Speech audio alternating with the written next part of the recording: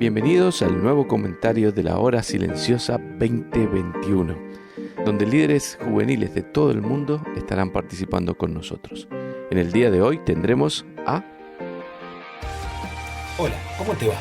Mi nombre es Emiliano Vitti, misionero de Palabra de Vida, aquí en Ecuador, y junto a mi familia estamos sirviendo ya por 10 meses aquí, pero hemos estado ya 13 años en Argentina sirviendo en Palabra de Vida. Y en esta oportunidad queremos compartir contigo la hora silenciosa en Hechos capítulo 13, versículos 26 al 39.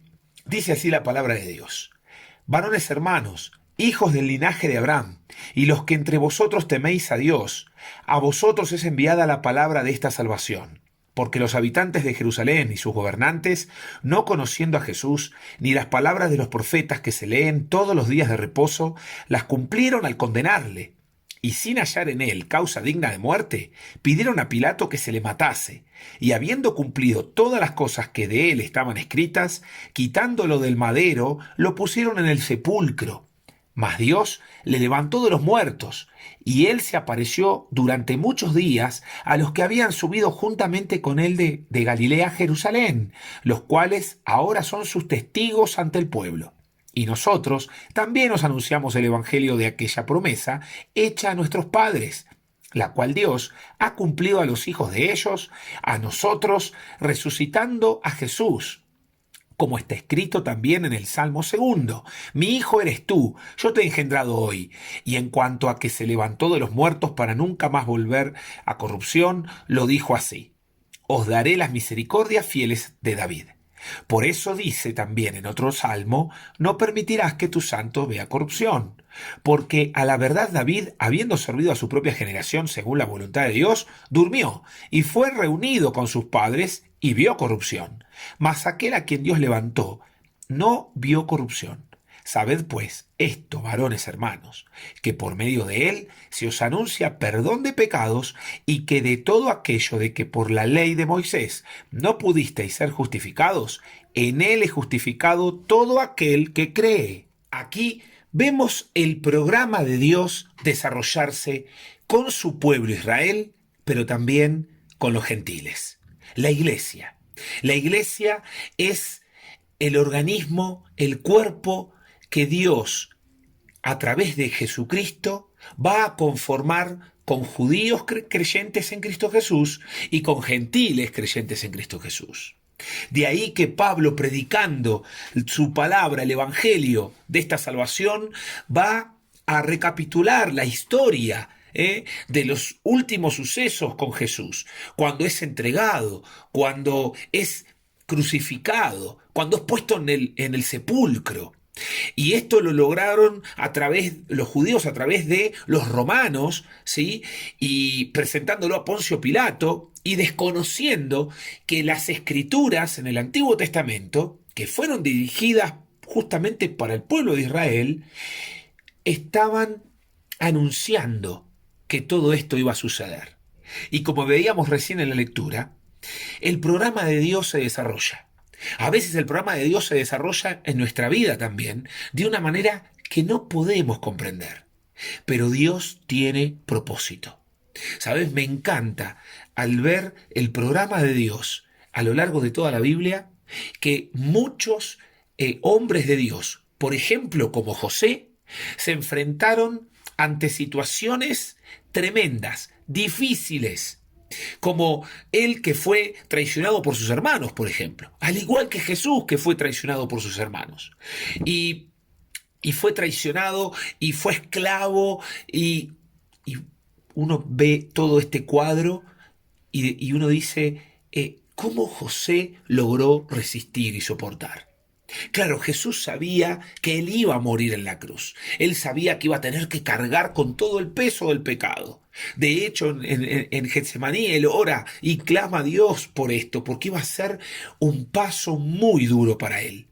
Pero José, al igual que tú y que yo, no sabía todo lo que le iba a deparar el plan que Dios tenía con él. Sin embargo, José se sujetó. Y vemos cómo Jesús también se sujetó al plan de Dios, ¿no? Cuando él le dice al Padre que encomienda su espíritu en sus manos y luego entrega la vida. Pero más atrás en el tiempo, en el huerto de Getsemaní, él orando, va a clamar a Dios y va a decir: Padre, pasa de mí esta copa, pero que no se haga mi voluntad, sino la tuya. Así también, José vemos una actitud de sumisión al Señor. ¿Sabés lo que me encanta de la vida de José, de la vida de Jesucristo y de las vidas de hombres de Dios a lo largo de la Escritura? Que Dios tenía un plan, que Dios iba a alcanzar su propósito con esos siervos, pero había un proceso que vivir.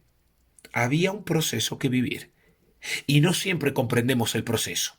No siempre comprendemos el programa de Dios. Pero aquí Pablo va a anunciar que ese programa ya había sido anunciado y que ellos habían sido ciegos y sordos al programa de Dios.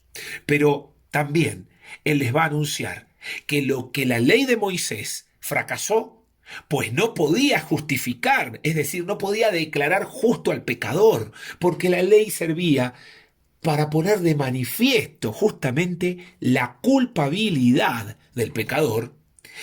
La gracia de Cristo, su obra en la cruz, era suficiente para justificar, es decir, para declarar justo a alguien que no lo era, a alguien que no lo es, pues es pecador.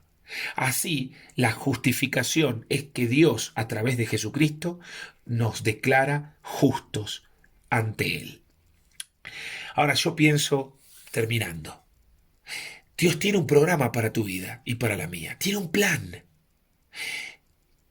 Ten en cuenta que no siempre vamos a comprender el proceso que Dios quiere llevar a cabo para finalmente cumplir su propósito con nosotros.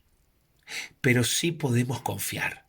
Podemos confiar que Él tiene el control, que Él tiene el plan y que el proceso es necesario. El proceso llevó a Jesucristo, no solamente a la cruz, no solamente a la tumba, sino a triunfar sobre la muerte y a poder darnos esta victoria que solo en Él podemos tener. Cuando pensamos en José, pensamos que él llegó a ser el príncipe de Egipto, pero tuvo un proceso difícil que cursar. Por eso, queridos, queremos animarte a que tomes el programa de Dios, a pesar de que sea difícil, y que confíes en Él. Sabes, el programa de Dios también es que nosotros compartamos la fe del Evangelio, así como vemos aquí a Pablo compartiendo la fe con los perdidos.